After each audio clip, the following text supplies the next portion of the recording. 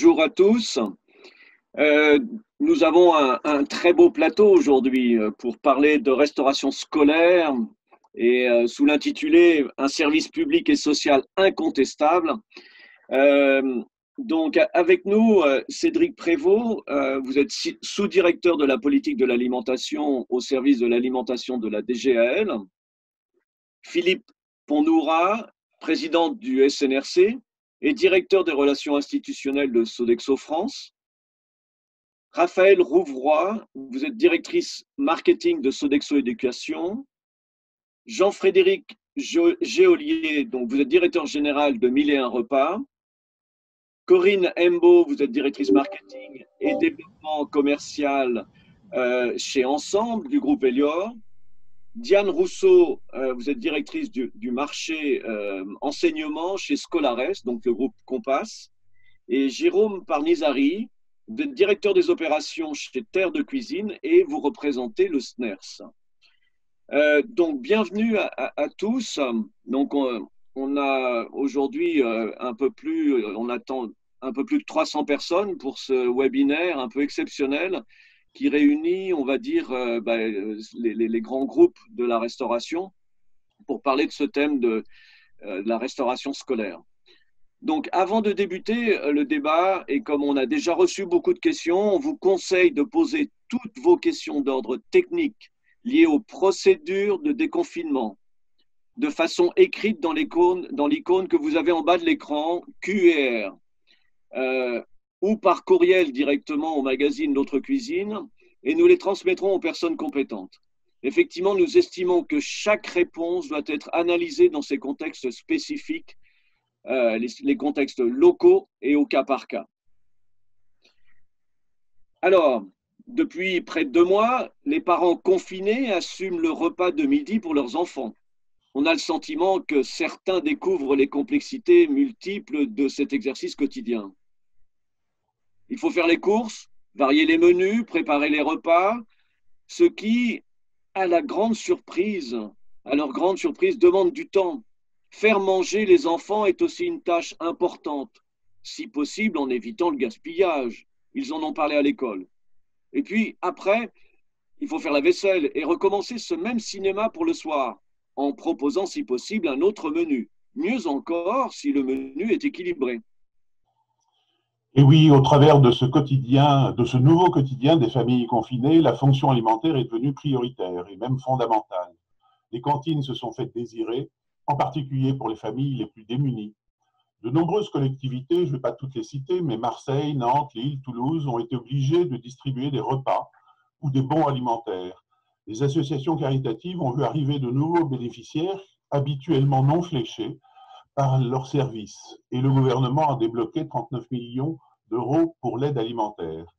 N'y a-t-il pas la matière à redonner à ce service public administré par les autorités organisatrices de ce service social et géré par des opérateurs publics et privés de restauration collective, une grande partie de ces lettres de noblesse? Et pour en parler, nous avons ce plateau que Laurent vient de vous présenter. Alors pour débuter, en fait, on a 3 thèmes sur lesquels on va réfléchir. Et le premier, c'est comment vous avez géré cette crise. Donc je vais demander aux différents intervenants de nous dire un peu comment c'est passé et comment vous avez réussi à gérer en fait les stocks, les approvisionnements. Est-ce que des nouveaux moyens techniques ont été mis en place, des solutions logistiques et en particulier par rapport à vos équipes? Ce qu'on a plutôt apprécié sur les réseaux que vous avez souligné, et en fait, ces héros du quotidien. Effectivement, ces gens de l'ombre que d'un seul coup, on a vu finalement s'engager pour produire des repas. Monsieur Jean-Frédéric Géolier, vous, chez Mille et un repas, qu'avez-vous mis en place? Qu'est-ce qui s'est passé? D'abord, bonjour à toutes et à tous. Premièrement, la crise est la rupture d'un ordre établi. Elle a été soudaine, elle a été brutale, elle a été imprévisible. Ça n'a pas remis en cause toutes les habitudes que nous avons dans notre profession de s'inscrire dans des normes, de s'inscrire dans un cadre réglementaire assez strict, avec une organisation définie, bien rodée.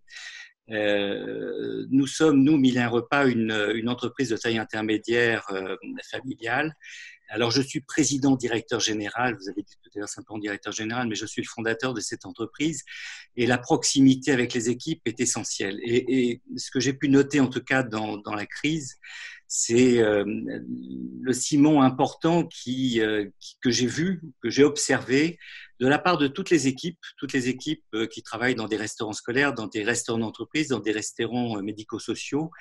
Et j'avoue que ne pas avoir, alors mis à part des consignes générales dès que nous avons appris la fermeture des établissements scolaires et des entreprises, bien évidemment, les consignes étaient de veiller à ne pas avoir trop de stock dans nos restaurants.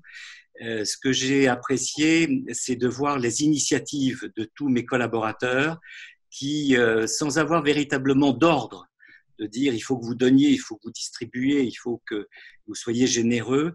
J'ai vu des choses extraordinaires avec ce qui nous ont un peu surpris d'ailleurs, hein, puisqu'il y a une grande liberté offerte à chaque chef sur son site. Ça a été des initiatives personnelles de donner bien évidemment tout ce qui était produits frais, tout ce qui était repas confectionnés à différentes associations. Ça a été aussi en lien avec des clients, d'avoir des agissements vis-à-vis de certaines cliniques, vis-à-vis de certaines infirmières libérales ou d'autres institutions. Je crois qu'on s'est délaissé de l'ensemble de nos masques, de nos kits de visiteurs que nous avions sur tous nos restaurants. Et ça a été vraiment des initiatives personnelles. D'autre part, j'ai laissé le soin à chaque chef de voir avec son client quelles étaient les orientations qu'il souhaitait donner dans l'activité même du restaurant. On a des restaurants qui sont restés ouverts pour nourrir des enfants de personnel soignant. On a eu des restaurants d'entreprise qui ont accueilli des populations que nous n'avions pas l'habitude de voir, et notamment je sais qu'à Nanterre, nous avons 70 policiers qui viennent déjeuner tous les jours dans le restaurant. Et quand la chef se fait arrêter dans la rue, c'est pas pour lui demander son certificat mais c'est surtout pour la remercier de tout ce qu'elle fait. Donc, vous avez raison de citer le terme de héros au quotidien. Moi, ce que j'ai vu, c'est véritablement des collaborateurs qui sont aussi des héros au quotidien et qui ont su faire face à la responsabilité qu'ils avaient de tenir convenablement aussi bien leurs engagements que les différentes mesures à prendre dans une crise que j'ai rappelée tout à l'heure, qui était soudaine, brutale et imprévisible. Je pense que la proximité et la confiance ont permis de responsabiliser chaque membre de l'équipe, chaque chef, et renforcer un lien essentiel qui existe et qu'on appelle simplement la dimension humaine, mais qui est présente dans notre métier. Merci beaucoup. Corinne Hennebeau, qu'est-ce que vous avez fait auprès de vos clients chez Ensemble et chez Elior? Alors, chez Ensemble et chez Elior, depuis le 16 mars, évidemment, on vit une activité à deux vitesses. C'est-à-dire que le 16 mars, une partie de nos activités ont stoppé net avec la fermeture des écoles et des crèches. Pour autant, on a dû trouver des solutions très rapidement avec les équipes pour pouvoir notamment remettre des solutions de repas pour ces crèches qui sont restées ouvertes pour les enfants des soignants. Et puis, évidemment, à côté, l'activité médico-sociale qui continuait avec, pour le coup, des faits qui nous ont beaucoup marqués et qui rejoignent ce qu'a dit M. Géolier, c'est-à-dire des équipes très mobilisées, très solidaires entre elles et qui nous ont permis de continuer à servir des repas de qualité auprès de ces EHPAD, mais également qui ont permis de continuer à servir plus de repas pour les personnes à domicile qui nous ont beaucoup sollicité depuis le début de la crise avec une forte augmentation de cette demande. Et puis, je retiendrai aussi de cette crise justement des initiatives qui ont été prises par toutes les équipes qui se sont vraiment voulues solidaires, qui ont continué à soutenir certains de nos partenaires qui étaient en difficulté. Je pense notamment à la Startup Biz avec qui on a des actions anti-gaspi depuis plusieurs mois et qui nous ont sollicité pendant cette crise, et des équipes qui ont répondu présent systématiquement. Et puis le dernier point, c'est que sur l'activité entreprise, on a eu l'occasion à travers cette crise de continuer à accompagner nos clients sur leur activité, notamment des activités essentielles comme la poste ou les armées, et qui nous ont permis de nous projeter sur l'après-crise et d'expérimenter des solutions de restauration qui prenaient en compte toutes ces nouvelles contraintes de sécurité et d'hygiène. Merci beaucoup. Monsieur Parnizari, à terre de cuisine, en fait, qu'est-ce que vous avez, qu'est-ce qui s'est passé pour vous? Bonjour à tous. Écoutez, pour nous, donc Terre de Cuisine, c'est une entreprise familiale basée près d'Avignon qui embauche 320 collaborateurs. Et nous avons 90% de notre activité représentée par les crèches et les écoles. Donc l'annonce du 12 mars a été pour nous une annonce assez brutale. Et donc on a perdu 90% de notre activité dès le lundi 16 mars. Donc les actions à court terme ont été bien sûr de rapidement faire appel aux solutions proposées par le gouvernement. Et je tiens quand même à souligner que nous avons un État qui soutient les entreprises, et c'est important de le dire, notamment avec l'appel à l'activité partielle. Donc, sur nos 320 collaborateurs, ce sont 260 qui ont été mis en activité partielle dès le lundi. Et nous avons poursuivi nos activités sur les EHPAD et le portage à domicile avec une soixantaine de collaborateurs qui, je le souligne aussi, ont répondu présents à un instant où on faisait comprendre qu'il fallait rester confiné, mais que malgré tout, il fallait quand même venir travailler pour certains. Donc, il y a eu de la communication pour apaiser les peurs, apaiser les craintes. On a mis en place des modes de fonctionnement qui ont permis à chacun d'être rassuré sur les mesures de protection sanitaire, et on a réussi à continuer notre activité sans aucun dysfonctionnement pendant toutes ces semaines de confinement.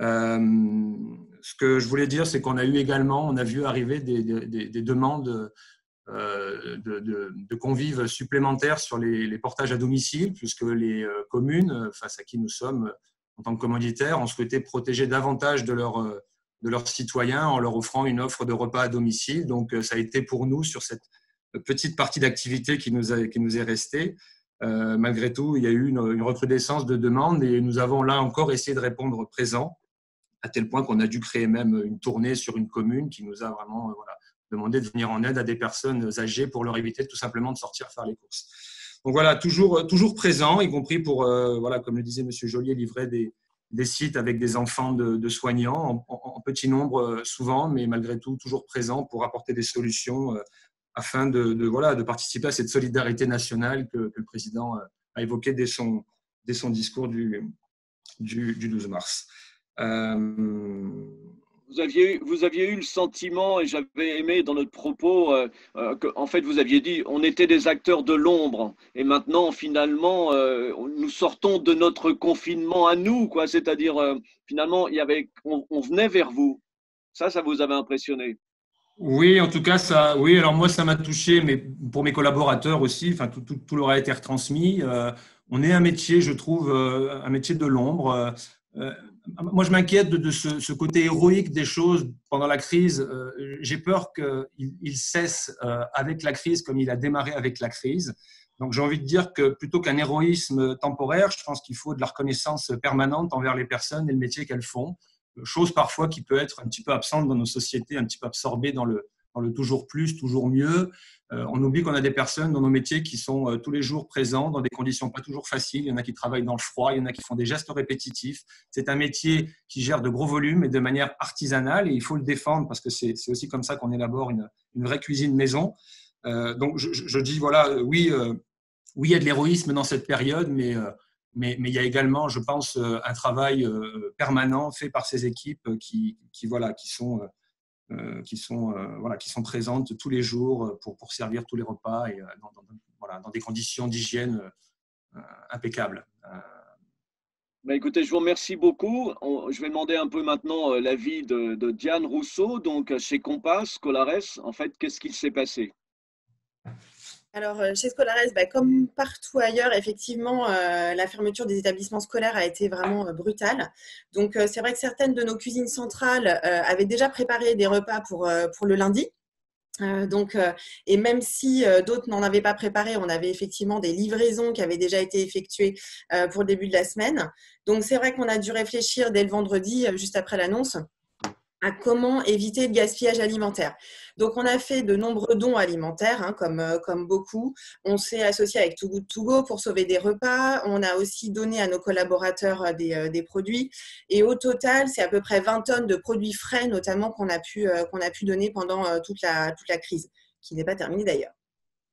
Donc, c'est vraiment des belles actions qu'on a pu réaliser avec les collectivités clientes parce que c'est elles qui nous ont transmis les coordonnées des associations locales pour ce don alimentaire.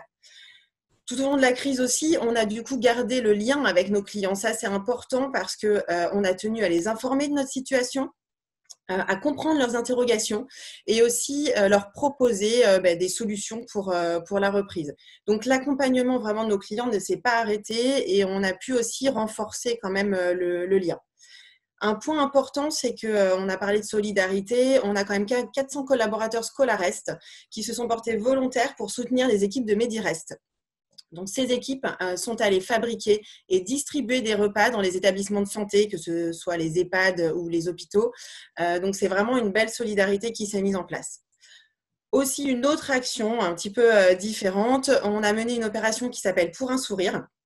Donc là, en fait, on a mobilisé les élèves des établissements scolaires et eux se sont mobilisés d'ailleurs très fortement pour réaliser des dessins pour les personnes âgées qui sont confinées dans les EHPAD, qui étaient confinées dans les EHPAD et celles aussi qui sont confinées à leur domicile et qui bénéficient de notre portage à domicile.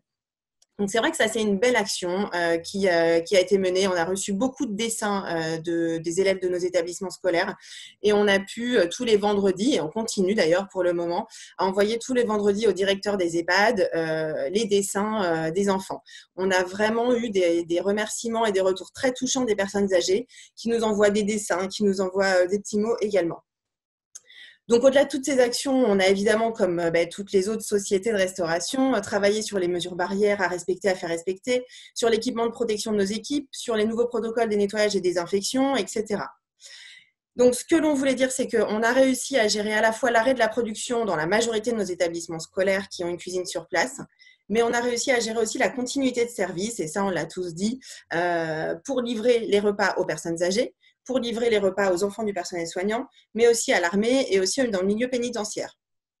Donc, c'est évidemment une organisation très différente du quotidien, mais qui a été bien gérée et grâce à un travail vraiment collaboratif avec tous les services du groupe, que ce soit les achats, la logistique, la qualité, tous les opérationnels, la direction et évidemment nos clients.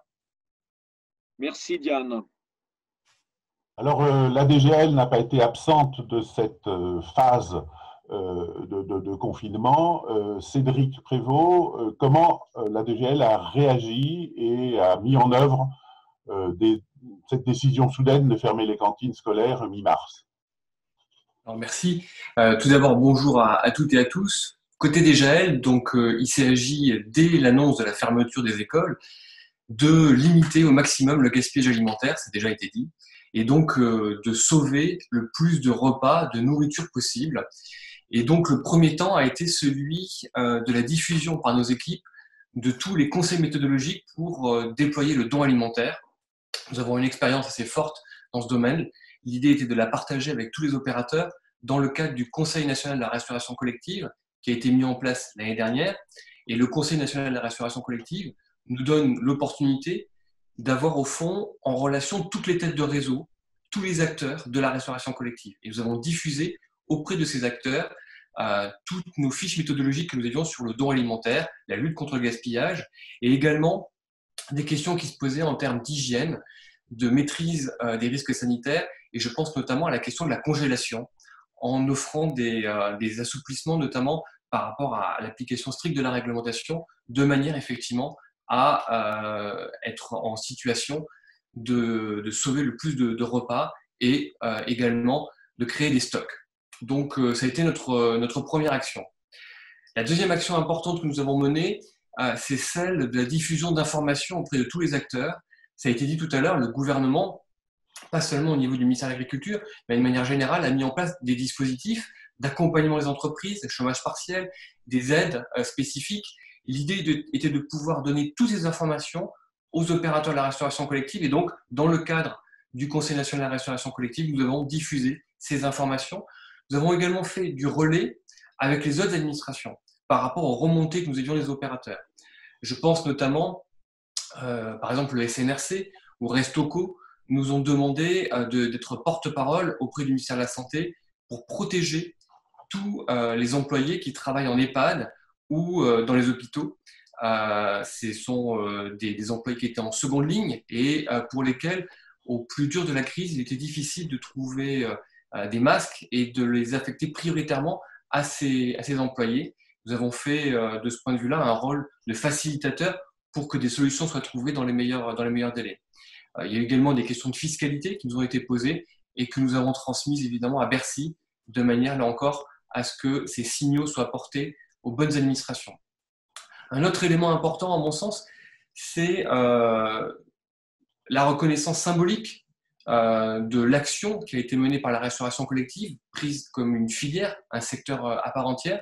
Et de ce point de vue-là, il y a eu des communiqués de presse des pouvoirs publics, je pense à des communiqués de presse partagés par plusieurs ministres, et également une lettre du ministre de l'Agriculture et de l'Alimentation, Didier Guillaume, à l'attention de l'ensemble des entreprises et des employés de la restauration collective pour saluer leur action. Merci Cédric, vous avez vraiment eu un rôle charnière.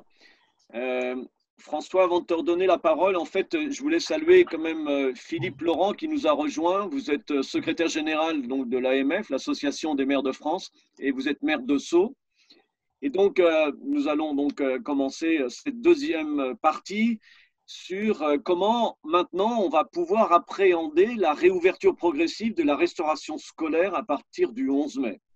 Voilà, la reprise en douceur annoncée à partir du 11 mai prochain constitue une expérimentation loin des clauses prévues dans les contrats de délégation ou de marché public, un ajustement à façon en fonction des environnements, des moyens humains de chaque site. Comment l'AMF a-t-elle prévu d'accompagner les élus? Merci Philippe Laurent de répondre. Oui, bonjour à toutes et à tous. Je voulais vous dire que j'ai quand même entendu le début de la conférence parce que je n'étais branché que sur l'audio, mais j'ai donc entendu ce qui a été dit par les uns et par les autres. Donc, vous dire qu'en ce qui concerne Sceaux, mais bon, ça a été le cas dans beaucoup de communes quand même, c'est que évidemment, pour les enfants de personnel soignants, de policiers, etc., qui ont été accueillis dans l'école, puisque généralement, il y avait dans les communes moyennes une seule école ouverte pour accueillir ces enfants. À Sceaux, pour 20 000 habitants, j'avais entre 20 et 30 enfants chaque jour. En réalité, notre prestataire donc, ne fonctionnait plus et nous avons donc demandé aux parents d'apporter, de donner à leurs enfants des repas qu'ils fabriquaient eux-mêmes, qu'ils donnaient eux-mêmes, et qui étaient des repas froids ou chauds d'ailleurs, parce qu'on a une possibilité de les réchauffer dans l'école. Mais bon, c'était quand même un peu bricolé. Bon, enfin, je crois que ça s'est quand même bien passé. Maintenant, avec la réouverture, donc comme vous l'avez vu, il y a plusieurs sujets. Et d'abord le sujet de l'organisation matérielle des choses. Au début, il a été question que la possibilité de prendre ses repas dans la classe donc soit donnée. Enfin, en tout cas, c'était une possibilité qui était plutôt, semble-t-il, privilégiée. Bon, cette idée-là a été plus ou moins abandonnée il y a quelques jours en disant qu'il vaut mieux quand même que les enfants puissent aller dans le restaurant scolaire. C'est quand même plus agréable, en effet, tout en respectant évidemment les normes, etc. Je dois vous dire d'ailleurs que d'une manière générale, s'agissant de ces réouvertures d'école, une des questions qui est complexe, c'est pas tellement le temps scolaire, parce que le temps scolaire, les enfants, ils sont assis quelque part, ils écoutent, ils écrivent, enfin bref, ils travaillent, quoi. Et l'enseignant, voilà, fait ce qu'il faut. En revanche, ce qui est beaucoup plus difficile à gérer, c'est le temps qu'on appelle périscolaire, c'est-à-dire la pause méridienne, ce qui se passe avant l'école, les éventuelles récréations et ce qui se passe après le temps scolaire, donc entre 16h et 18h30, quelque chose comme ça. Ça, c'est beaucoup plus difficile parce que ce sont des temps généralement d'activité dans la cour ou dans des ateliers, mais en tout cas qui rendent plus complexe pour les personnels qui s'en occupent et donc le respect par les enfants, donc des gestes barrières, de la distanciation, etc. Et c'est ce qui inquiète beaucoup d'ailleurs nos animateurs, puisque ce sont là pour l'essentiel des animateurs et du personnel de restauration qui sont à la manœuvre. Donc, je pense qu'on a à peu près réglé la chose. Il était évidemment, pour nous d'ailleurs, assez difficile de concevoir que l'enfant allait passer son heure et demie ou ses 2 heures de pause méridienne en continuant à être assis à sa table là où il était pendant 2 ou 3 heures avant et qu'il allait encore continuer à l'être pendant 2-3 heures. C'est pas compatible avec la vie d'un enfant, même pour un adulte, c'est quand même pas recommandé de rester assis à la même place pendant des heures et des heures, même si là, les conditions font qu'on est tellement souvent devant l'écran et devant la caméra qu'on ne peut pas faire autrement. Mais enfin, en tout cas, c'est quand même pas très recommandé. Donc, pour continuer, première chose, retour donc dans le restaurant scolaire. C'est une bonne chose. Il faut que, voilà, ça permet en plus de se laver les mains, de passer, etc. Enfin bref, tout ça est bien. Deuxième chose, pour ce qui concerne donc la fourniture de repas, notre prestataire, qui est un prestataire de taille moyenne, est à même de nous approvisionner donc, en repas froids. Pour l'instant, il n'a pas encore la capacité, dit-il en tout cas, de nous livrer des repas pouvant être des repas chauds, quoi, en disons froides. Et donc, nous allons évidemment accepter cela. La solution qui consistait aussi à demander aux parents de donner un repas aux enfants n'était pas une très bonne solution. Ça peut marcher pendant un certain temps, et pour certains enfants, les enfants de personnel soignant, d'ailleurs, c'était très intéressant parce qu'ils étaient très impliqués, ces enfants, puisqu'ils savaient très bien pourquoi ils étaient là et pourquoi les autres n'étaient pas là, et ils savaient très bien ce que faisaient leurs parents. Et en fait, ils en étaient d'ailleurs assez fiers. C'était assez intéressant de discuter avec eux.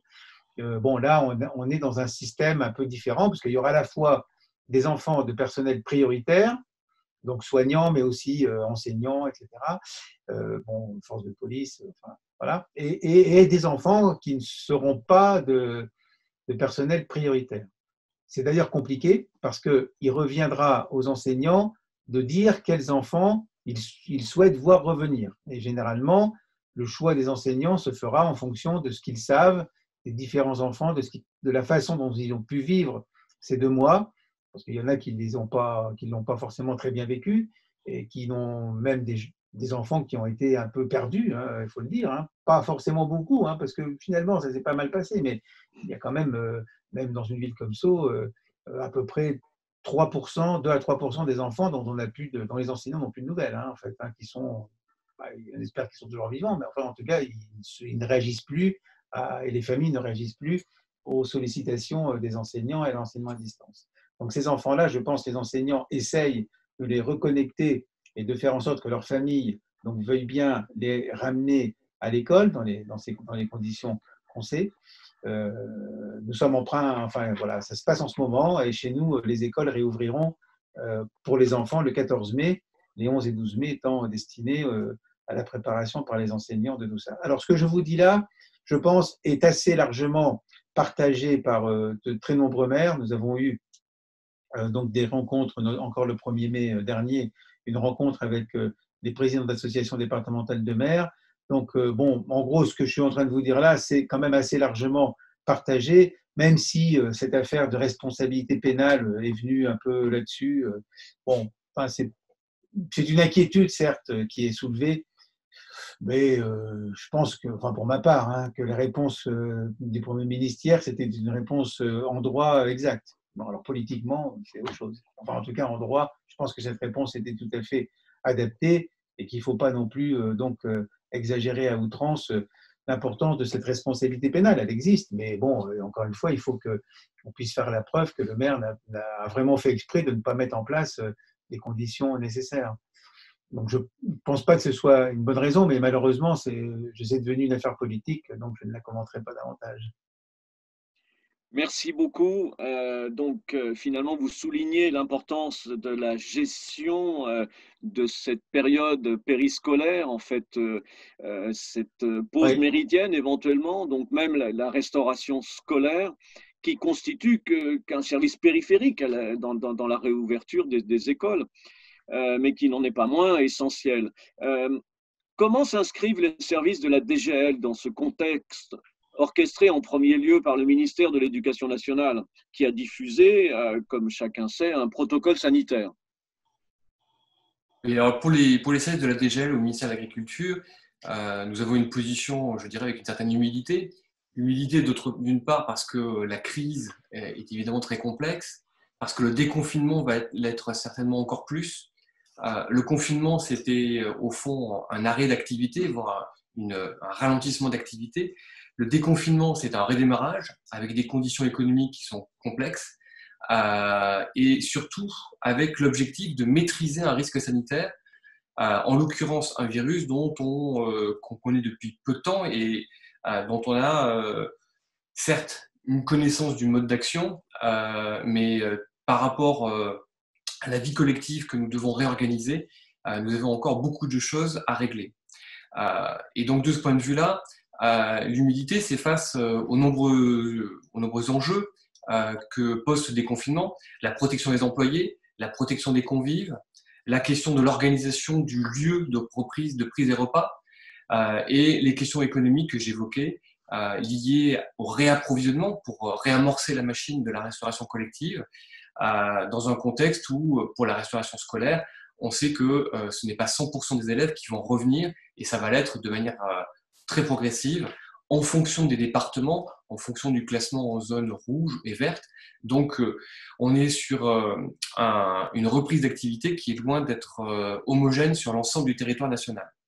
Alors, si on regarde aujourd'hui les protocoles, et je pense à la fois au protocole du ministère de l'Éducation nationale, mais également au protocole du ministère du Travail, parce qu'il y a la question de la protection des employés qui doit aussi entrer en ligne de compte. Alors, si on croise l'ensemble de ces sujets, eh bien, nous avons d'abord la question du maintien de la distanciation physique. Et comme ça a été rappelé tout à l'heure, la question de l'organisation du lieu de prise du repas doit intégrer cette distanciation physique qu'il va falloir organiser. Il y a l'application des gestes barrières, que ce soit pour les personnes en cuisine, les personnes en service et évidemment pour les convives.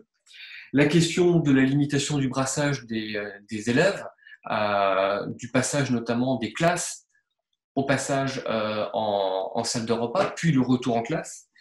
La question de la désinfection des locaux, qui ici prend, dans le cadre du déconfinement, une importance absolument cruciale, avec des recommandations précises, notamment l'utilisation de produits virucides, selon une norme précise qui a été indiquée dans le protocole sanitaire de l'Éducation nationale. Donc, ce sont des paramètres importants à prendre en compte. Et puis, de manière générale, un dernier élément, c'est celui de l'information, de la formation du personnel et de l'information auprès des convives et également des parents d'élèves. C'est l'ensemble de ces populations qui sont au contact de la restauration collective, pour lesquelles il y a un effort de communication spécifique qu'il faut faire.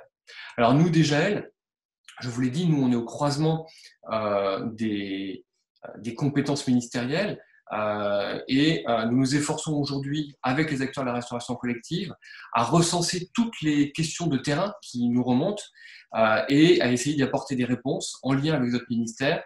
Et donc nous avons déjà eu la semaine dernière un premier groupe de travail avec Restoco, avec le SCNRC, avec d'autres acteurs, de manière précisément à avoir des premières questions sur lesquelles nous travaillons pour apporter des fiches techniques en vue du déconfinement.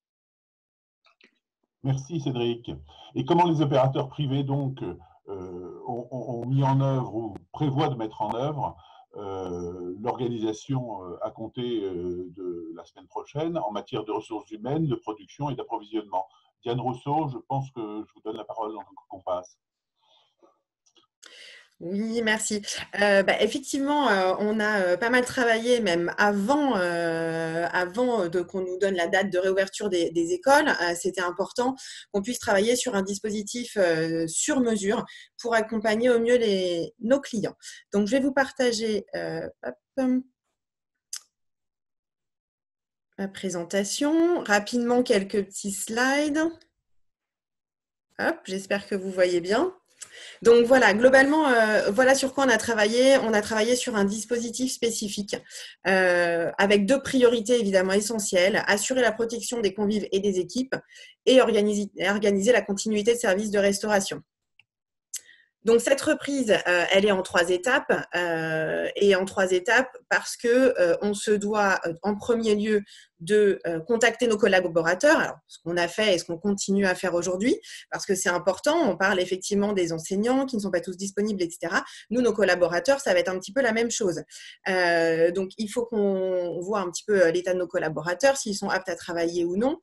Il faut les sensibiliser aux gestes barrières, même si a priori ils sont déjà bien sensibilisés, et les briefer sur les nouvelles organisations. Je vous le fais en synthèse, évidemment. Alors, il y a aussi cette question des équipements. En cuisine centrale, les masques chirurgicaux, on a l'habitude, ce n'est pas quelque chose de nouveau. Se laver les mains toutes les 30 minutes, c'est plus nouveau au niveau de l'organisation, mais ils ont aussi l'habitude de se laver les mains quand même très régulièrement. Donc voilà, c'est des petites choses un petit peu plus strictes à mettre en place sur nos établissements. Ensuite, je vais vous parler un petit peu plus du diagnostic opérationnel. on a réfléchi à faire un diagnostic sur tous nos établissements scolaires que l'on gère, que ce soit du privé ou du public. C'est important parce que, comme on le disait et comme le disait Philippe Laurent, on n'a pas tous les mêmes salles de restauration, on n'a pas tous les mêmes équipements, le même immobilier, etc. Donc, il faut pouvoir adapter la prestation à l'établissement. Et évidemment, après, les solutions et les prestations. Donc, ce diagnostic, voici une petite synthèse pour en faire une restauration sur mesure. Donc, globalement, il faut prendre en compte à la fois la capacité du restaurant, la circulation dans la salle, s'il y a des entrées et des sorties différenciées, etc. L'aménagement des horaires des repas, évidemment, si on peut les aménager ou ne pas les aménager en fonction de l'organisation de l'établissement, de l'équipe de cuisine, si elle est au complet, si elle est réduite, et du personnel présent dans l'établissement, s'il est au complet et s'il est restreint. Et en parallèle, on met évidemment l'effectif des élèves. Donc, on avait commencé à travailler sur un effectif complet, un effectif réduit. On sait aujourd'hui que l'effectif ne sera pas complet, mais peut-être, on ne sait jamais, peut-être dans le courant du mois de juin, on pourra avoir un effectif un peu plus important, mais aussi, on pense à l'ouverture en septembre. Parce qu'il y a forcément des choses qui vont perdurer pour la rentrée de septembre. Donc ça, on le verra, mais c'est quelque chose qu'on est déjà en train de prendre en compte. Donc par exemple, à chaque fois qu'il y a une croix rouge, on se dit que c'est une impossibilité de fonctionner comme auparavant et il faut envisager d'autres solutions de restauration, par exemple des lunch bags ou de la vente à emporter, pourquoi pas. Et quand il y a les petits traits verts, c'est qu'on peut fonctionner comme auparavant au niveau du restaurant scolaire, évidemment, tout en y apportant des aménagements. On ne pourra jamais fonctionner exactement comme avant le confinement sur nos établissements scolaires. Et ça, bien entendu, c'est à vérifier avec l'équipe sur place, l'équipe à la fois pédagogique et les collectivités quand c'est en collectivité, ainsi que nos équipes de cuisine. Donc, c'est vrai que cette partie est extrêmement importante et c'est ce que sont en train de faire nos chefs de secteur actuellement. Ils sont en train de contacter, et depuis la semaine dernière, tous nos clients pour pouvoir effectuer ce diagnostic et proposer une restauration sur mesure en fonction de différents critères. Ensuite, évidemment, on a quelques recommandations générales avec la nouvelle organisation. Donc, la première, c'est chacun sa gourde. Pourquoi? Pour éviter le contact en fontaine à eau. Et en plus, on va dire que ça nous arrange avec Egalim parce que c'est vraiment quelque chose qui nous permet de continuer sur le développement durable. Donc, pourquoi pas essayer de pousser en plus cette partie-là dans les écoles. C'est une proposition.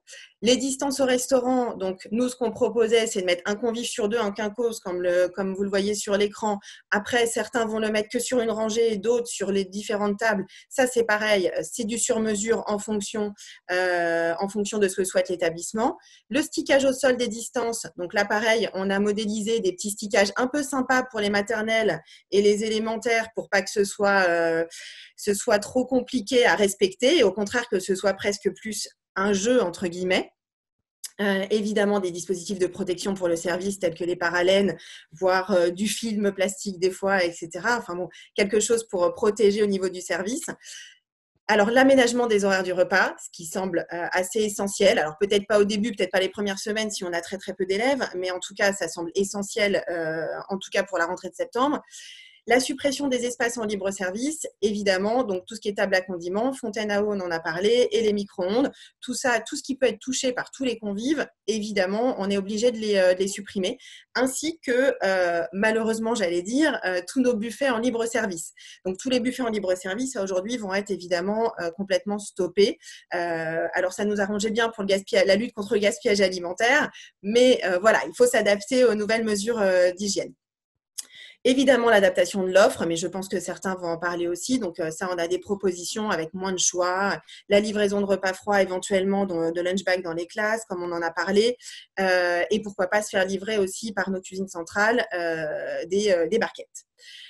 Et aussi, un dernier point, qui est la précommande des repas, pourquoi pas, et aussi pour limiter le gaspillage alimentaire. Donc, vous l'aurez compris, notre objectif est vraiment d'accompagner les collectivités et les établissements scolaires pour vraiment trouver une solution sur mesure, donc systématiquement. Merci. Et Corimbo pour Ensemble, Elior?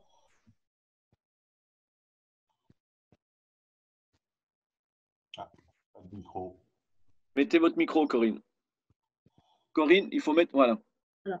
Ce qui est déterminant, c'est qu'on a pu travailler avec nos clients tout au fil de ces dernières semaines et garder le contact, en effet, pour être au plus près des évolutions de la situation, puisque chaque jour, avec son nouveau lot d'informations, c'est que chaque jour, on doit aussi faire preuve d'agilité et se réadapter. Au final, ce qu'on retient, nous, et ce qui nous paraît fondamental, c'est justement de renforcer ces essentiels et ces fondamentaux. Et j'en tirerai deux points qui sont les plus importants. Le premier, c'est de renforcer notre capacité à adapter les situations et à renforcer l'hygiène et la sécurité sur les sites. Pourquoi?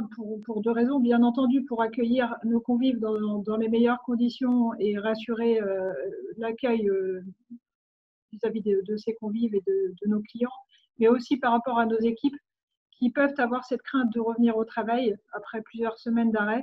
Et la question de la distanciation sociale, des mesures barrières et de tout ce qu'on va pouvoir mettre en œuvre également pour désinfecter les restaurants est essentiel. Donc ça, c'est le premier point et il y aura un vrai savoir-faire dans ce domaine et c'est un point qu'on continue à accentuer. Le second, c'est qu'on va devoir revenir à l'essentiel justement. C'est-à-dire qu'on va devoir réadapter nos offres et c'est ce qu'on s'attache à faire déjà depuis plusieurs semaines, justement en gardant cet échange avec nos clients.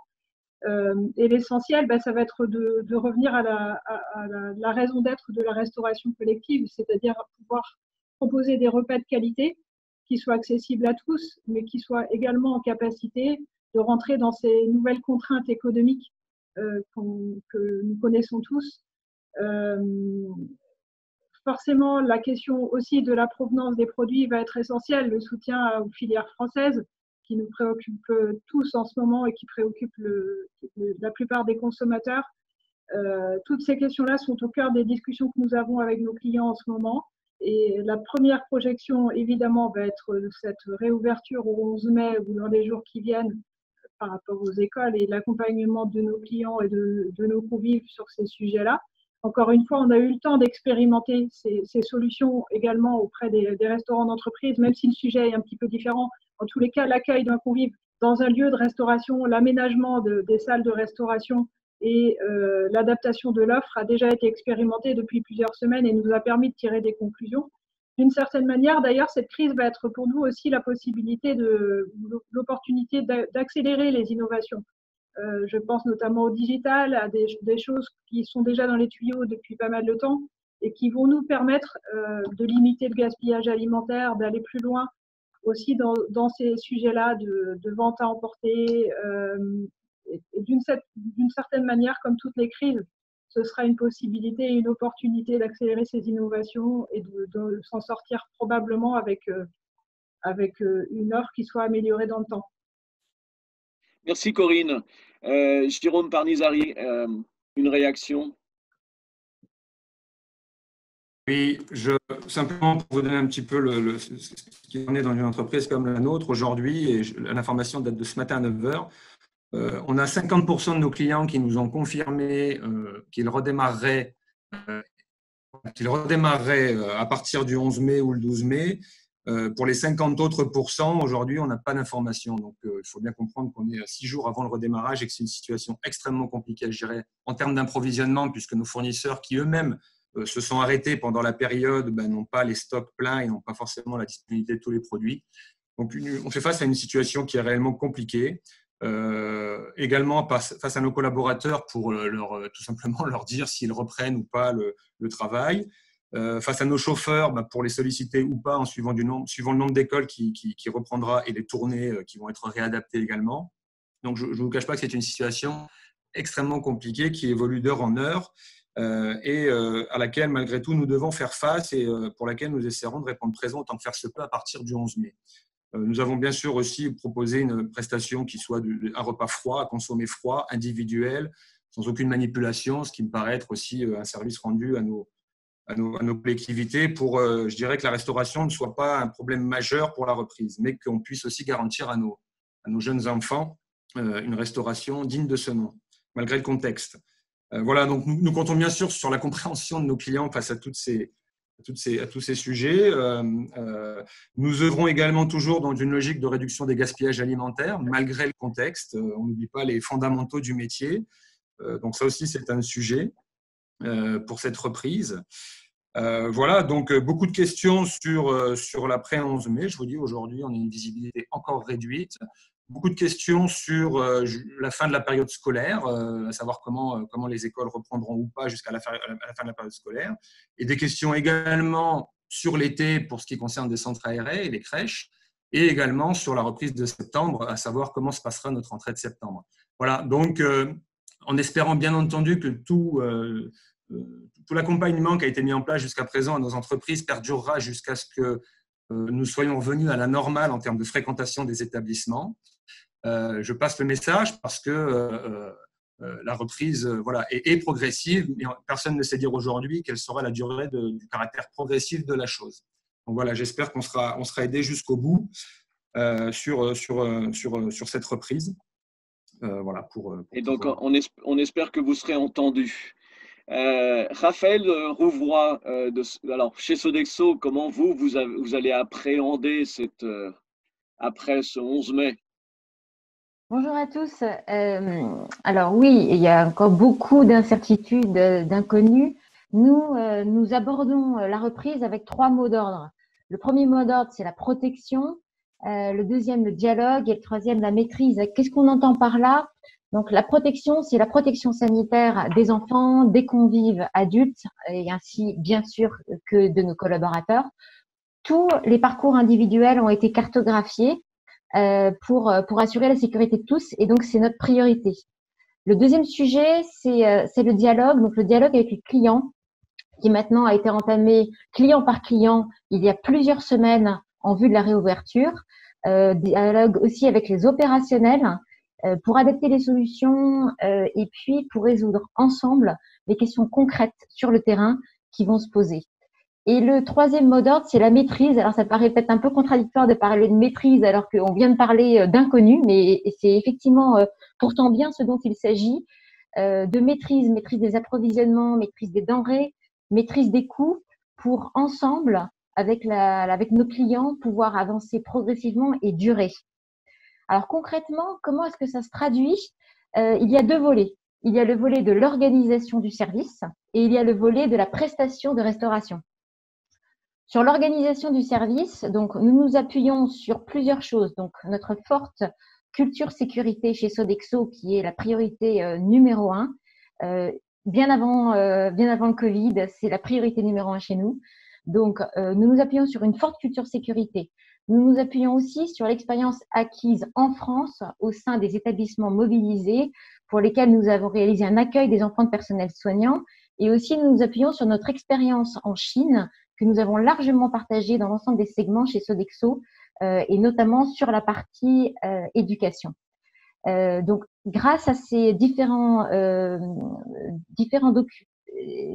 ressources, en fait, nous avons élaboré avec nos experts qualité et ingénierie un protocole d'accueil et de maîtrise sanitaire détaillé, adapté pour assurer la sécurité de tous.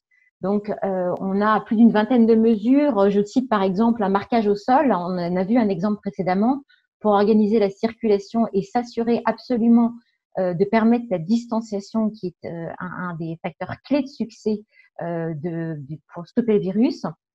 Et puis aussi la préparation des repas par le personnel de service avec les couverts, avec les verres et le pain. Le deuxième volet, c'est la prestation de restauration. Sur la prestation de restauration, nous avons travaillé 2 solutions de restauration. Donc la première, c'est une restauration traditionnelle, chaude, préparée sur place ou en repas livré, et basée sur une offre de menu simplifiée, vous vous en doutez, pour une consommation en salle de restauration. La deuxième, c'est une offre de repas froid pour une consommation en classe ou à l'extérieur. Donc, nous travaillons sur ces 2 offres. Dans la composition de ces offres, ce qui a guidé nos choix, ce sont plusieurs critères. Tout d'abord, la maîtrise renforcée des règles d'hygiène liées à la confection et au service des repas. Par exemple, la mise en place d'un service assisté à table pour éviter que les enfants ne touchent les panières, ne touchent les plats, ne touchent les cuillères. Donc ça, c'est très important. Le diable est dans le détail en matière de virus. Donc, c'est vraiment ce qui a aussi guidé nos choix. Deuxième critère, c'est pour l'élaboration de ces deux prestations, c'est la disponibilité des approvisionnements en denrées alimentaires. Ça a été évoqué précédemment. Vraiment, le schéma d'achat, le schéma est très tendu sur tout le territoire pour tous auprès de tous nos producteurs. Et nous prenons en compte cette dimension dans les choix que nous faisons sur la composition des prestations. L'incertitude de la fréquentation est une donnée que nous avons aussi intégrée. Nous avons absolument besoin d'informations de nos clients. Certains ne peuvent pas et il faut qu'on prenne compte de cette information. Donc, l'incertitude est un élément que nous avons pris en compte. Le soutien de nos partenaires locaux, il est important en tant que grande entreprise française engagée sur nos territoires de continuer d'accompagner nos partenaires locaux, de privilégier par exemple les produits laitiers provenant de fermes régionales ou de fruits de saison cultivés près de nos cuisines. Et enfin, dernier point, donc nous recommandons plutôt une restauration classique, chaude, à table, dans la salle de restaurant pour les raisons suivantes. La première, c'est la qualité et l'équilibre nutritionnel que nous pouvons fournir. Le sandwich ne peut pas être une réponse à moyen et long terme. Elle l'est à court terme, certes, mais elle ne peut pas être une réponse à moyen et long terme. Et je crains que notre bataille commune contre le virus, effectivement, ne dure. Conformité aussi avec la réglementation de la restauration scolaire. Cette solution de restauration classique chaude nous permet d'être conforme avec l'arrêté du 30 septembre 2011 sur la qualité nutritionnelle des repas servis dans le cadre de la restauration scolaire. Et j'en viens du coup, c'est un lien avec le troisième point. Pour nous, c'est particulièrement important parce que le repas pris à la cantine représente pour certains enfants le seul repas de la journée. Et on a vu dans les journaux, on a vu beaucoup. On sait que pour certaines familles, c'est très compliqué de nourrir, bien évidemment, en l'absence des subventions et du repas quotidien à la cantine équilibré. C'est très dur de donner à ces enfants un repas équilibré et c'est là où on touche notre mission est quasiment le sujet numéro 3 qui est la noblesse de notre métier. Merci beaucoup, Raphaël. Je vais passer la parole à Jean-Frédéric Géolier. Vous, comment vous appréhendez cet après 11 mai? Je crois que quels que soient les scénarios que nous imaginons, la proximité et l'écoute de nos clients sera demain un élément essentiel pour le service que nous rendrons. Je crois, comme l'a dit tout à l'heure Diane Rousseau, il ne peut pas y avoir de doute sur notre capacité à maîtriser les risques parce que notre profession a l'habitude de garantir la santé publique. Vous ne pouvez pas fabriquer et servir des milliers ou des millions de repas par jour sans garantir cette santé publique et notamment la maîtrise des risques. Je crois que c'est vraiment l'ADN de notre profession. Nos clients le savent. Ils connaissent notre capacité à s'adapter aux nouvelles contraintes, aux gestes barrières et tout ce que nous avons pu voir tout à l'heure. Ils sont convaincus que nous saurons trouver des solutions innovantes à leurs nouvelles problématiques et ce, au cas par cas. Il ne peut pas y avoir, il y a des grandes règles et vous les avez dictées tout à l'heure. Maintenant, il y a vraiment une adaptation à chaque client et chaque site de restauration. Par contre, on a, nous, une problématique, c'est la difficulté qu'ont nos partenaires publics à nous fournir des informations un peu plus précises, notamment sur la prévision d'effectifs. Peut-être est-ce, comme le disait Cédric Prévost, un problème, encore une incertitude sur le classement en vert, en rouge ou en orange de leur département. Mais je connais la difficulté que traversent actuellement des fournisseurs locaux et nous avons d'ailleurs des appels au secours de la part de certains d'entre eux. Et j'aurais aimé leur donner un peu plus de prévisions fiables, des commandes qui doivent être passées au plus juste et dès aujourd'hui pour la semaine prochaine. Si jamais j'avais quelque chose à communiquer, c'est que au-delà des cahiers des charges, il y a des emplois en jeu. Et j'aimerais parfois que certains établissements publics arrivent à assouplir les termes contractuels pour privilégier l'emploi. Merci beaucoup.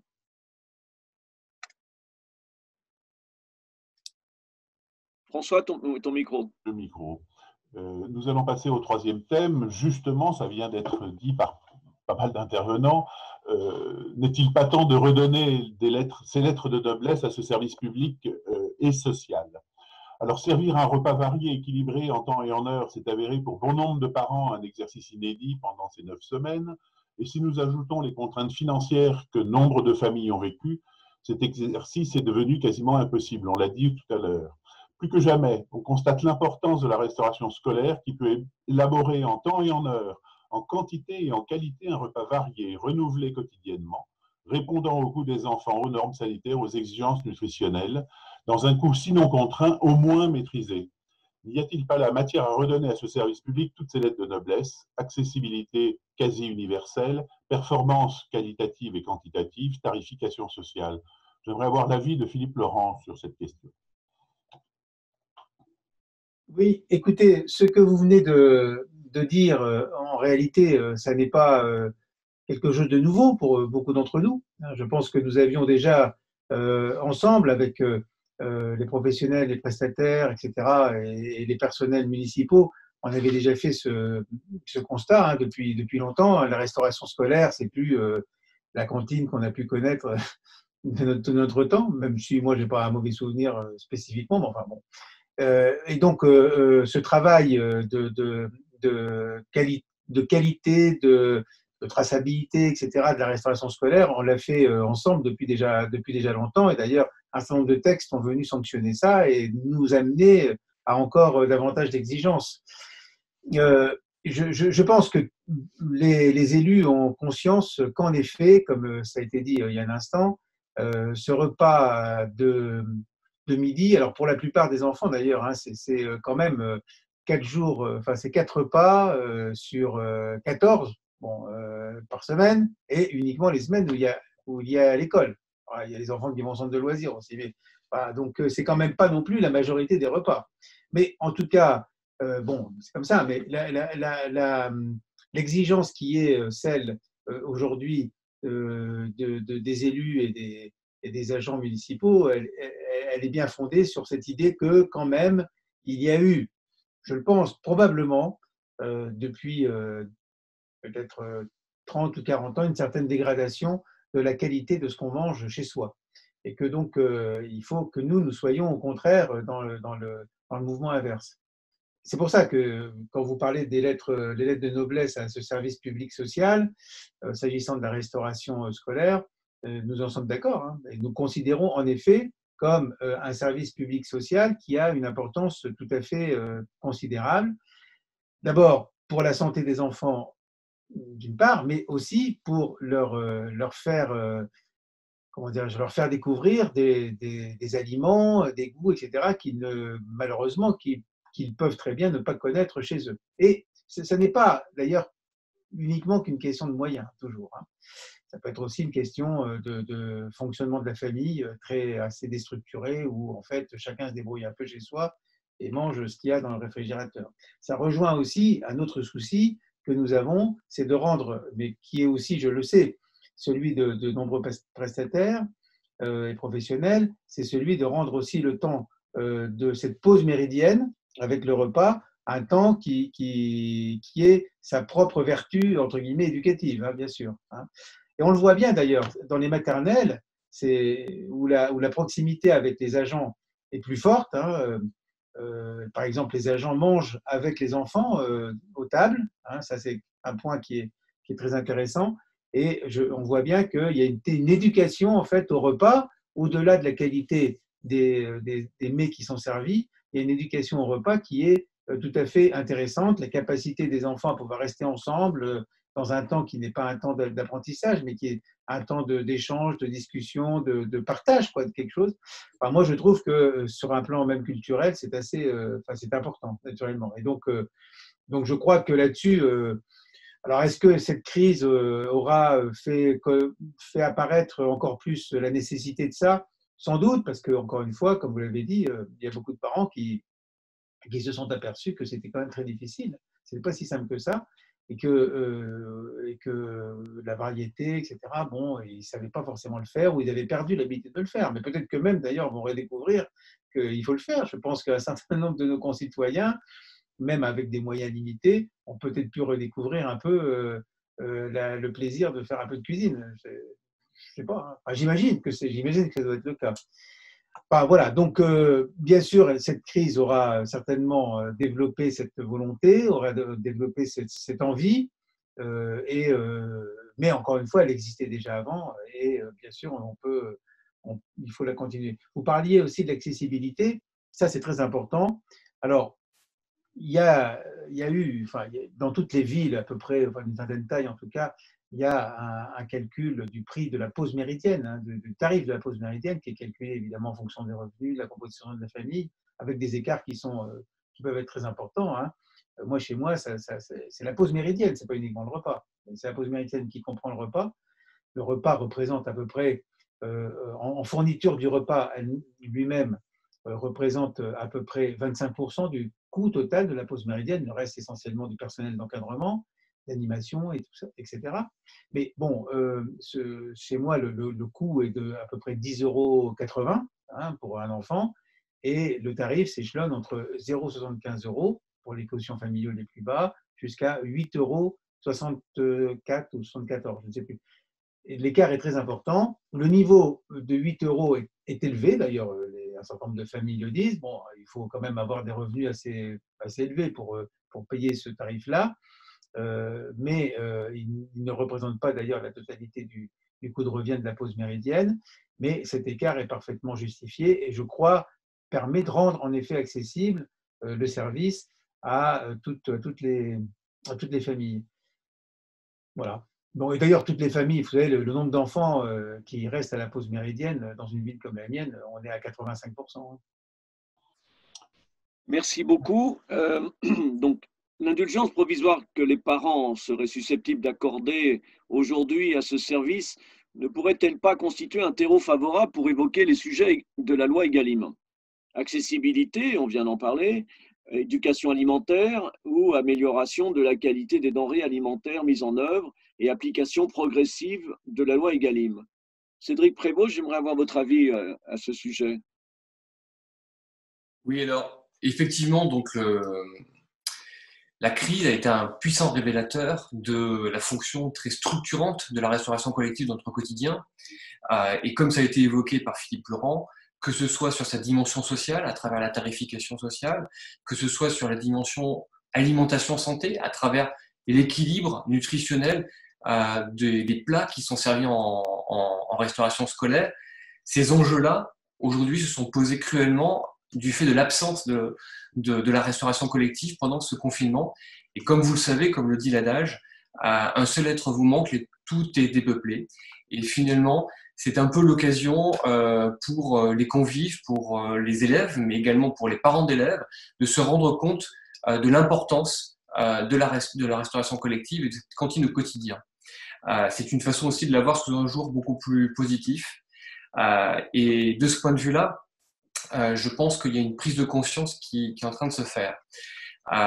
Cette prise de conscience, elle est aussi au niveau des pouvoirs publics par rapport aux questions sociales et de pouvoir d'achat. Et de ce point de vue-là, juste rappeler que Christelle Dubos, qui est la secrétaire d'État en charge des enjeux de solidarité au ministère des Solidarités et de la Santé, a annoncé très récemment une aide exceptionnelle aux foyers qui sont aux foyers RSA, allocataires de RSA, aux foyers qui également perçoivent l'allocation solidarité spécifique, d'une aide de 150 € et de 100 € par enfant à charge. Et cette aide, une de ses justifications, c'est précisément l'absence de services publics de la restauration collective pendant cette période de confinement. Donc ça fait complètement lien avec ce qui a été dit auparavant. Alors pour revenir à la question que Laurent vous me posiez, et notamment la perspective de loi Egalim, ce que je dirais, c'est que la crise Covid, au fond, elle rappelle toute la pertinence de la feuille de route Egalim. La feuille de route Egalim, c'est au fond faire en sorte que la restauration collective accompagne la montée en gamme de l'agriculture et de l'alimentation en France avec des produits plus respectueux de l'environnement et des produits favorables à la santé. Et aujourd'hui, la crise Covid, qu'est-ce qu'elle montre? Elle montre que ses origines sont liées notamment à des pressions sur l'environnement, sur la biodiversité. Elle montre que les victimes de cette pandémie sont souvent celles qui sont liées à des comorbidités, lesquelles ont une origine souvent dans l'alimentation. Je pense évidemment au diabète, à l'obésité, aux maladies cardiovasculaires. Et ça a été évoqué avant moi, la restauration scolaire a une fonction en termes d'éducation à l'alimentation. Et de ce point de vue-là, il est parfaitement important aux jeunes générations de leur donner les bons réflexes en termes d'alimentation pour éviter effectivement un poids sociétal trop fort par rapport à l'occurrence d'obésité ou de diabète. Et c'est l'une des raisons qui a mené le législateur à fixer des seuils d'approvisionnement tels qu'ils sont aujourd'hui inscrits dans la loi Egalim, avec 50% de produits durables ou de qualité, dont 20% de produits bio d'ici 2022. Alors, il est certain qu'aujourd'hui, avec le confinement, on vient de connaître pour ce secteur un trou d'air important et des turbulences économiques sont encore devant nous, mais la feuille de route à long terme, elle reste effectivement tout à fait pertinente. S'ajoutera une réflexion qui a déjà été esquissée dans les interventions des uns et des autres précédemment, c'est la question de la place du local. On voit bien que la crise Covid, elle questionne aussi la résilience de notre pays dans sa capacité à s'approvisionner, à produire de la nourriture. Au fond, aujourd'hui, les filières françaises ont su réagir et il n'y a pas eu de rupture d'approvisionnement, il n'y a pas eu d'inquiétude de ce point de vue-là, même s'il y a des tensions, effectivement, ça a été indiqué également. Et donc, l'un des enjeux, et ça a été dit par le président de la République lors de son dernier discours à la nation, la question de rebâtir l'indépendance et la souveraineté agricole. Donc, il y aura toute une question qui va se poser dans les prochaines semaines, dans les prochains mois, sur comment effectivement retisser du lien avec les productions, les territoires, et faire en sorte que entre nos agriculteurs et les débouchés que constitue notamment la restauration collective, on puisse nouer des liens beaucoup plus structurants. Il y a forcément des réflexions à avoir, notamment sur les marchés publics. Je note que hier, à l'Assemblée nationale, il y a plusieurs députés qui se sont prononcés pour une réforme du Code des marchés de manière à privilégier l'approvisionnement local. Donc c'est pleinement d'actualité et ça fait partie de ces réflexions que nous aurons dans cette période d'après-confinement qui va s'ouvrir. Merci beaucoup, Cédric. On va passer la parole aux professionnels de la restauration et en fait, on aimerait savoir si vos relations avec d'une part les autorités organisatrices que sont vos donneurs d'ordre et d'autre part avec les représentants des usagers, les parents d'élèves, ne pourraient-elles pas prendre une dimension nouvelle? Savez-vous suffisamment valoriser vos savoir-faire, votre travail sur l'équilibre nutritionnel, les process sécurisés sur le plan sanitaire, l'exploit quotidien de vos équipes que cette crise met en avant, la lutte contre le gaspillage alimentaire, on en a parlé, pour peu que la qualité des repas soit toujours au rendez-vous. J'aimerais avoir votre avis, Monsieur Geolier. Je pense que beaucoup de gens ne connaissent pas le professionnalisme de nos entreprises et tout ce qui s'y passe. Je vais vous donner un exemple très rapide. L'Assemblée nationale m'a demandé de recevoir un parlementaire en stage. Je l'ai reçu au siège, je lui ai fait visiter l'ensemble des services supports, hygiène, nutrition, sécurité, ressources humaines, achats, administration, finances et formation, et j'en oublie. Et à la fin de son stage, il m'a témoigné avoir été impressionné par le professionnalisme développé par les équipes pour permettre aux chefs et à leurs équipes d'exercer leur talent culinaire. Donc, je crois sincèrement qu'il y a une méconnaissance. Alors, je ne vais pas recevoir tout le monde au siège. Je sais qu'une sénatrice m'a demandé la même chose récemment et je l'ai accepté volontiers. Donc, je pense qu'il faut faire mieux connaître nos organisations et notre métier. Il ne s'agit pas simplement de faire à manger. Il y a toute une mise en œuvre auparavant qui permet justement, et comme je l'ai dit tout à l'heure, de garantir et de participer à la santé publique. Vous l'avez dit, Monsieur Prévost, demain plus qu'aujourd'hui, quand on sait que les enfants et les adultes sont en danger, quand ils sont sujets à l'obésité, je crois qu'il y a vraiment matière à se poser des questions sur le rôle de la restauration scolaire, qui est déjà un rôle aujourd'hui réel et je pense que l'ensemble des parties prenantes aujourd'hui peuvent en témoigner. Notre rôle est bien un rôle d'éducation, de prévention, de sensibilisation au bien manger. Notre rôle est de préserver les ressources de notre territoire et de la terre d'une manière générale, en luttant, vous l'avez dit, contre le gaspillage alimentaire et en favorisant l'économie locale. Notre rôle est aussi de favoriser l'insertion des jeunes et des moins jeunes et de se montrer généreux envers les plus démunis. Je crois que si jamais nous étions capables véritablement de pouvoir communiquer en permanence et de manière transparente sur nos organisations et ces différents rôles que nous jouons aujourd'hui en restauration scolaire, je crois dans ce cas-là que nous serions peut-être mieux perçus et nous changerions notre image auprès des parties prenantes. Merci beaucoup pour votre témoignage. Je voudrais avoir l'avis maintenant de Corinne Embaud pour Ensemble et Elior.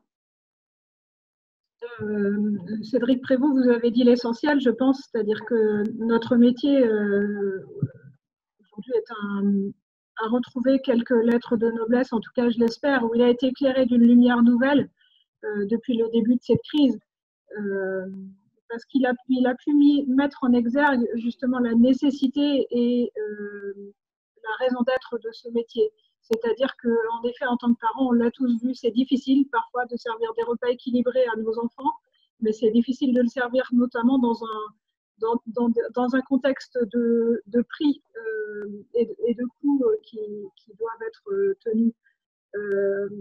Notamment, on le voit bien, aujourd'hui, l'alimentation est au croisement entre plusieurs éléments qui sont importants dans notre société.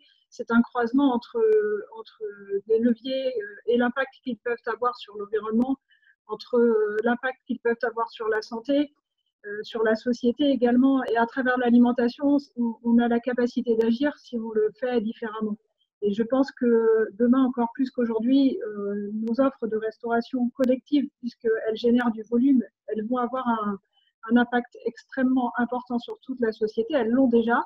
Mais en le modifiant et en continuant à aller plus loin dans notre capacité à proposer des repas de qualité accessibles à tous, on a la capacité d'agir et de poursuivre ce service qui est essentiel et de redonner justement cette noblesse à ce service social. Je pense notamment à, bien sûr, la promotion d'une alimentation de qualité et d'éveil au goût pour les enfants, à travers des repas qui seraient peut-être plus simples, une alimentation qui soit à base de produits frais, qui nous permettent de remettre aussi en œuvre un peu plus de produits locaux et de produits originaires des filières françaises. Dans ce cadre-là, également, chez Elior, on considère que notre réseau de cuisine centrale va être impactant. Pourquoi ? Parce qu'il nous donne la capacité à produire des volumes importants de repas qui soient assis sur des charges variables.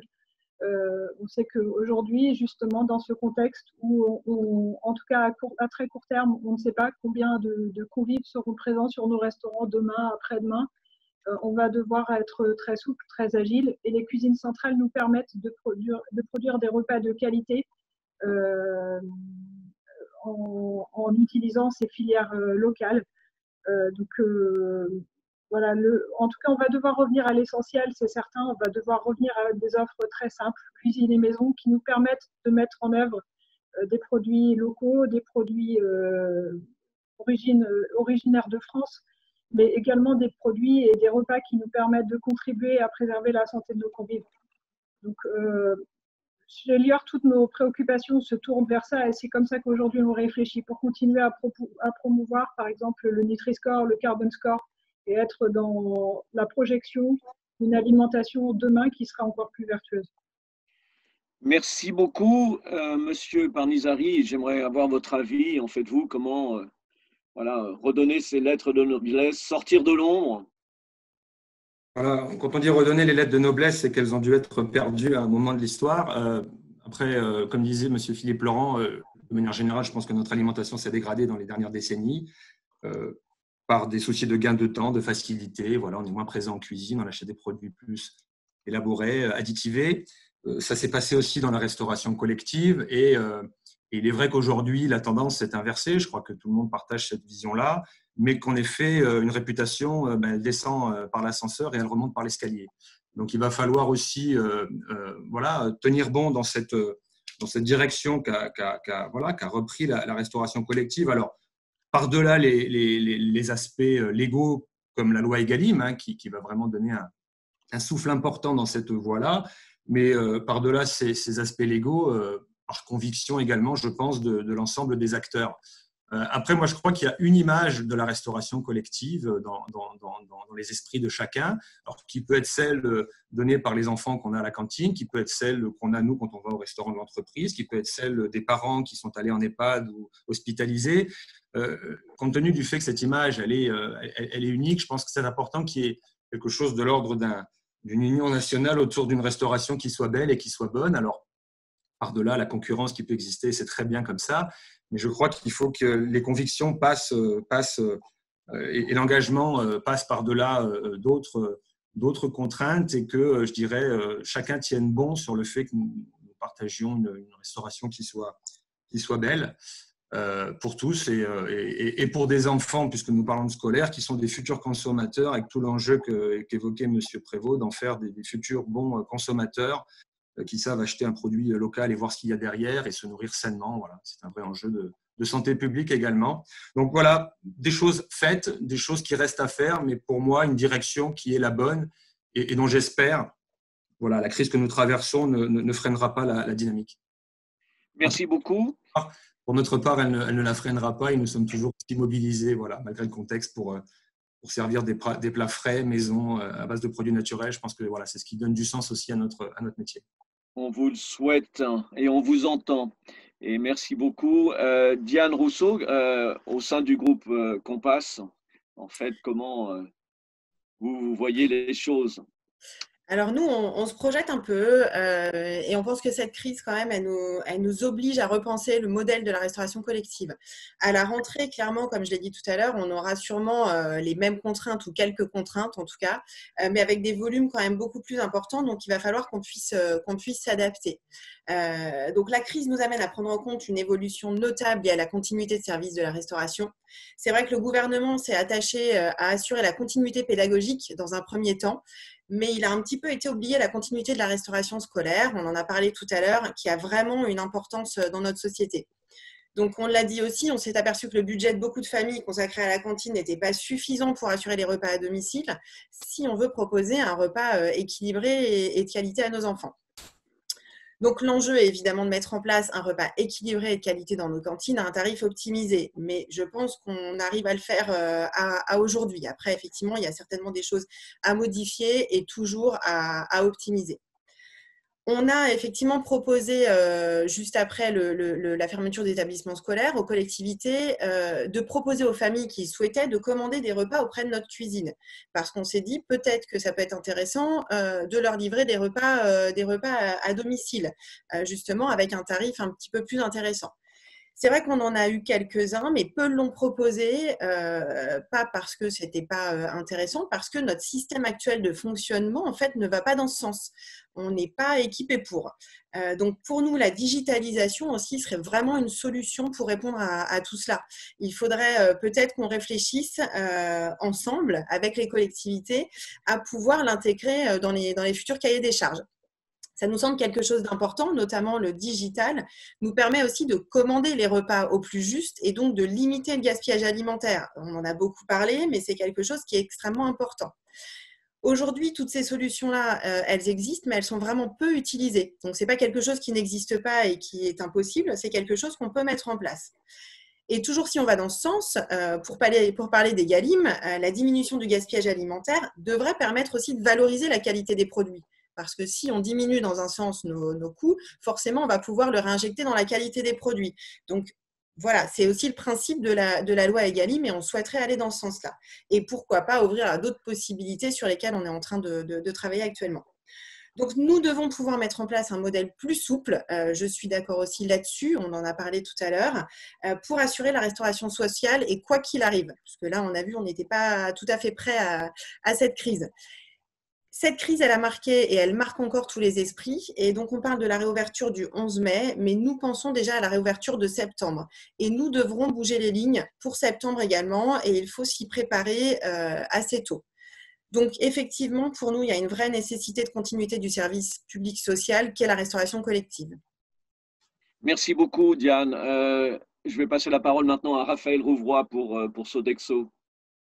Oui, alors, ce à quoi ça me fait penser cette crise, c'est qu'il y a un dicton que j'aime bien, qui est en fait à quelque chose, malheur est bon. C'est un peu ce qui se passe, comme ça que je le ressens en fait, parce que nos métiers sont en train de gagner à la faveur de cette crise en valeur au fil des informations tous les soirs, ces fameux métiers de l'ombre. On ne regarde plus de haut ces métiers de service, ou moins de haut en tout cas, il faut s'en réjouir. J'ai l'impression qu'il y a un principe de réalité, vous l'aviez évoqué plus tôt, qui s'est imposé aux Français, qui est que la cuisine équilibrée, variée, saine, accessible financièrement et en plus quotidienne, eh ben, ça ne va pas de soi, ça ne se fait pas tout seul. Et voilà, donc ça, j'ai l'impression qu'on s'en est tous rendu compte plus qu'auparavant. J'espère que ça va avoir des impacts durables. Il y a des personnes derrière chaque idée, il y a des personnes derrière chaque recette, chaque action, chaque service, et ça a de la valeur. Ce que je souhaite, c'est qu'effectivement, d'ancrer, qu'on contribue tous à ancrer ce respect et cette fierté dans le temps, parce que notre mission est noble. Et j'ai bien aimé ce que Monsieur Parmisari disait. Bah oui, c'est bien les héros du quotidien, mais en fait, c'est de la reconnaissance à long terme qu'on veut, et j'espère qu'on va pouvoir tous contribuer à ça, parce que vraiment, on a de quoi être fiers de ce qu'on fait. Avant la crise déjà, c'était le cas, et pendant la crise aussi. Tous, en fait, autour de la table, on nourrit à peu près 6 millions d'enfants tous les jours. Si on fait un calcul, par exemple, on sait qu'une génération, c'est 750 000 enfants. En gros, nous tous, on nourrit 8 générations tous les jours. 8 générations de personnes, et donc on a un impact gigantesque. Pour un enfant, la cantine, c'est 2000 repas dans sa scolarité. Donc voilà, nous travaillons collectivement à un triple enjeu, ça a été dit, mais en fait, c'est pour aujourd'hui et pour demain. Pour aujourd'hui et pour demain. Et c'est un enjeu de santé, c'est un enjeu d'éducation et un enjeu de vivre ensemble. Et moi, je suis heureuse de sentir que la santé et la nutrition reviennent au premier plan. Et ça avait commencé effectivement, comme l'a dit Monsieur Geolier, on a repris de la qualité, mais là, avec Egalim, on passe la vitesse supérieure. Et là, j'espère qu'on va vraiment accélérer. Il y a un exemple que j'aime donner pour illustrer à quel point la nutrition, c'est important.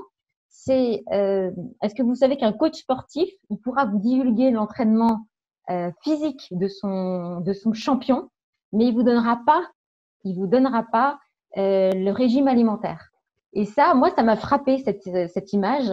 Et c'est bien dire à quel point l'alimentation, c'est stratégique. La nutrition, c'est stratégique. Il y a une science derrière cela. Il y a une science à l'appliquer tous les jours et l'appliquer économiquement stratégique, de façon accessible tous les jours. Donc voilà, j'espère que cet apport essentiel, la nutrition, sera à l'avenir valorisé comme il se doit, et j'espère en tout cas que nous, chez Sodexo, on va essayer vraiment d'y contribuer, et c'est ce que je ressens pour tous. Aussi, je pense qu'on va trouver beaucoup plus d'alliés à l'avenir pour lutter contre le gaspillage. Et c'est une vraiment très, très bonne chose, car le gaspillage, c'est ensemble que ça se construit.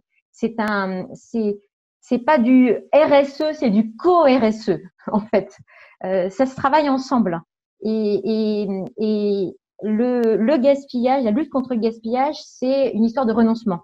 Et savoir renoncer collectivement, c'est ce qui est devant nous. Et je pense que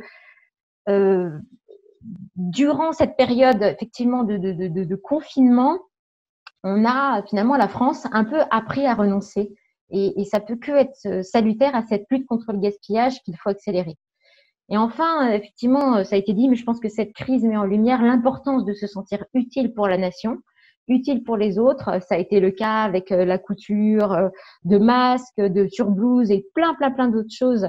Bien évidemment, dans nos métiers, avec des gens qui se sont portés volontaires pour cuisiner pour un hôpital à côté de chez eux, par exemple.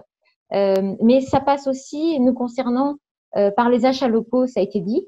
Chez Sodexo, promouvoir, alors chez Sodexo, évidemment, parce que ce que je connais, mais tous, vous l'avez évoqué, promouvoir les producteurs locaux, les soutenir en cas de crise en étant exemplaires sur le paiement, par exemple, mais aussi les soutenir après la crise en continuant ce que nous avons commencé à faire, en les aidant dans leur certification HVE, dans le cadre d'Egalim, par exemple, en les aidant dans leur transition bio, toujours dans le cadre d'Egalim. Tout ça va prendre de l'ampleur, c'est sain, c'est durable et je pense que les parents, nos clients, mais aussi les parents, parce que c'était aussi la question que vous posiez, comment on va réussir à revaloriser ce qu'on fait auprès de nos différents interlocuteurs. Les parents aussi vont y accorder de l'importance et du prix. Merci beaucoup. Merci Raphaël.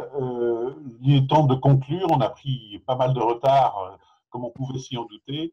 Et je passe la parole à Philippe Ponnoura en tant que président du SNRC pour une conclusion. Merci François, merci Laurent. Bonjour à toutes et à tous. Merci aux intervenants et aux auditeurs. Vous êtes extraits pendant près d'une heure et demie de votre quotidien. Un quotidien qui, je le sais, n'est fait que de priorités, qu'elles soient opérationnelles ou stratégiques. Donc merci d'avoir pris ce temps et ces quelques pas de recul pour à la fois partager vos actions, vos enseignements et plus encore votre vision de demain.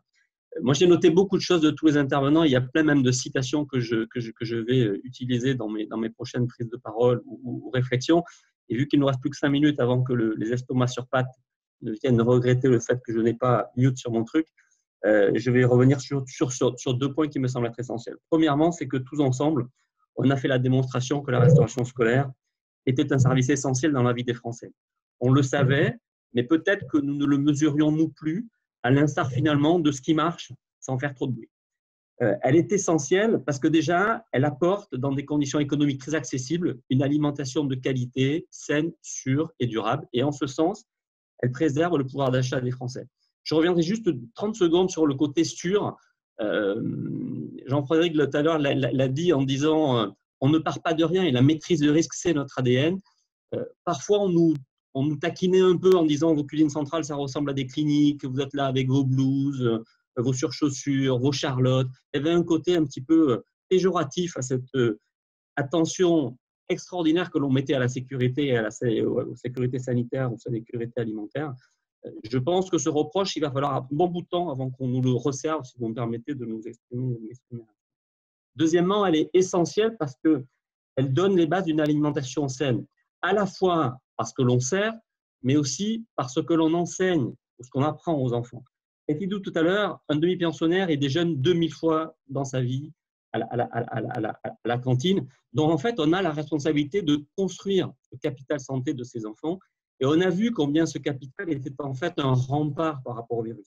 Loïc Prévost l'a dit tout à l'heure en disant, voilà, il y a des liens évidents qui sont démontrés entre obésité, diabète et développement de la forme grave de cette maladie.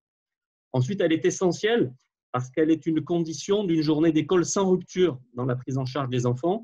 Et donc, en ce sens, elle permet aux salariés de pouvoir tout simplement travailler et la machine économique France de fonctionner.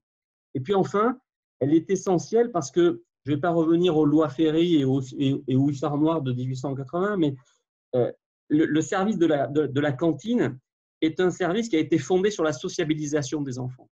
Cet idéal de sociabilité, il est à relier à celui de faire communauté. Et faire communauté, c'est bien aussi ce que cette crise a révélé comme exigence. Pour toutes ces raisons, on voit bien finalement que les missions de la restauration scolaire, elles sont nobles et vivaces.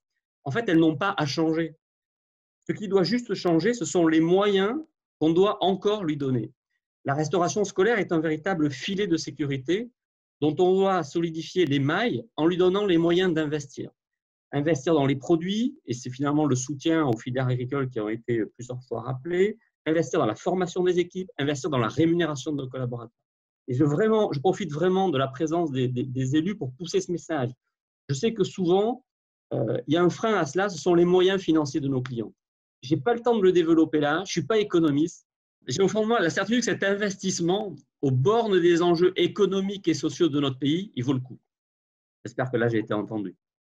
Voilà, écoutez, vous avez été… Merci beaucoup. Je termine juste, Laurent, sur le deuxième point. Bien sûr, allez-y, on vous entend.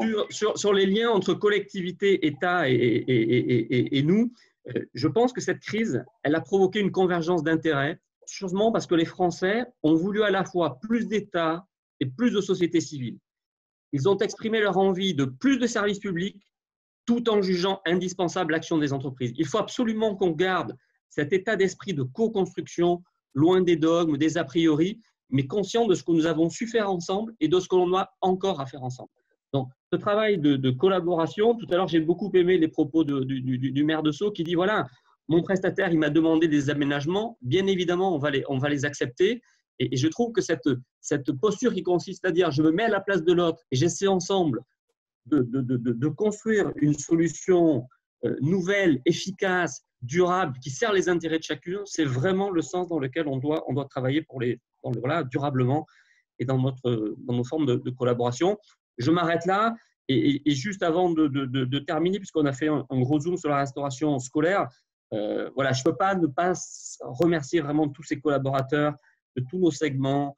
Je ne sais pas s'ils sont de la première ou de la deuxième ligne, mais en tout cas, pour moi, ils ont été un modèle de courage, de don de soi, d'adaptabilité, de prise d'initiative. Et en ce sens, ils doivent tout simplement nous inspirer. Merci à vous tous de votre écoute et merci d'avoir pris ce temps de partage. Merci beaucoup. Est-ce que, monsieur le maire, Philippe Laurent, est-ce que vous voudriez dire un mot de la fin, avant de passer à table? Oui. Il y a un point qui n'a pas été, dont on n'a pas beaucoup parlé, c'est évidemment le coût de tout ça, parce que tout à l'heure j'ai évoqué le tarif, mais enfin le tarif c'est le tarif, mais le coût et quel est l'argent que nous sommes prêts à mettre dans l'alimentation, dans le repas, etc., au-delà de la pause méridienne. Là, je vous ai dit à peu près, en ce qui me concerne, mais je n'ai pas en tête de statistiques générales, que le coût du repas livré et donc à servir, donc hors service, était à peu près donc un quart, peut-être un peu plus d'un quart je crois que nous sommes à 2,80 ou un truc comme ça, sur 10 € et quelques, bon, d'accord. Et est-ce qu'on est prêt à aller plus loin? Alors, c'est toujours pareil, parce que je ne suis pas sûr que les parents soient toujours prêts à aller plus loin, parce que ça dépend beaucoup des milieux, évidemment, socio-professionnels, etc. Et voilà. Je suis pas, et les collectivités locales ont-elles les moyens d'aller un peu plus loin? Alors, je pense que oui, quand même. Je pense que c'est une discussion qu'il faut mettre sur la table, et pour ça, faire apparaître ce qui a été dit pendant cette discussion, à savoir le basculement qui a eu lieu il y a déjà un certain nombre d'années, hein, sur le fait qu'on passait simplement d'une fonction de nourrir les gosses à une fonction éducative, quoi, de fait. Hein. Donc, je crois que on devrait avoir aussi une réflexion autour de ça, autour de l'allocation des ressources publiques et pourquoi pas privées, avec peut-être une refonte dans certaines communes des tarifs, parce que je pense que les tarifs sont trop écrasés dans certaines communes et qu'on pourrait aller au-delà. Moi, avec un tarif maximum à plus de 8 €, je crois, le plus haut tarif maximum de tous les Hauts-de-Seine, y compris, alors même que dans les Hauts-de-Seine, il y a aussi des communes avec une population aisée, et même plus que la mienne. Donc, parce que c'est un choix que nous avons fait pour avoir une pause méridienne de qualité. Pas seulement du point de vue du repas, mais aussi du point de vue des animations qui sont proposées pendant le temps de midi. Et on ne laisse pas les enfants dans la cour comme ça. Il y a toute une série d'animations, enfin, une organisation assez compliquée, mais enfin, qui fonctionne très bien et qui avait été mis en place dans le cadre des NAP d'ailleurs à l'époque, de la semaine de 4 jours, de 4 jours et demi. Enfin, bref, donc je pense qu'on a quand même une question à se poser d'allocation des ressources publiques. C'est vrai que tout à l'heure, on disait les gens demandent davantage de poids de la puissance publique, hein, de contrôle de la puissance publique. Bon, c'est vrai, mais enfin, la puissance publique, elle ne peut pas faire si elle n'a pas les moyens. Donc, il va falloir vraiment à la fois, mais enfin, ce n'est pas vrai que pour ça, hein, je pense que cette crise sera aussi l'occasion de remettre ça un peu sur la table ici ou là, dans différents secteurs. Il va falloir faire en sorte aussi qu'on ait une réflexion sur l'allocation des ressources publiques aux vraies priorités. Voilà. Il y a un message citoyen. Il concerne tout le monde. Merci. Cédric Prévost, je vais vous demander de conclure. On a débordé un peu, mais vous voyez, c'était un débat très riche. Et donc, quel est votre mot de la fin? Le mot de la fin, c'est un constat tout d'abord. C'est que ce webinaire est l'occasion de confronter les points de vue entre élus locaux, représentants de l'État, dans mon cas, et des acteurs privés qui sont véritablement les chevilles ouvrières de ce secteur de la restauration collective. Et ce qui est au fond agréable, c'est que, évidemment, il y a la question des moyens, qui est une question clé, qui est une question compliquée, qui, dans le cadre de la crise Covid et de l'après-crise, va se poser de manière aiguë et de manière politique. Mais néanmoins, au-delà de cette question, je trouve qu'il y a une convergence de points de vue qui est forte entre ces différents acteurs.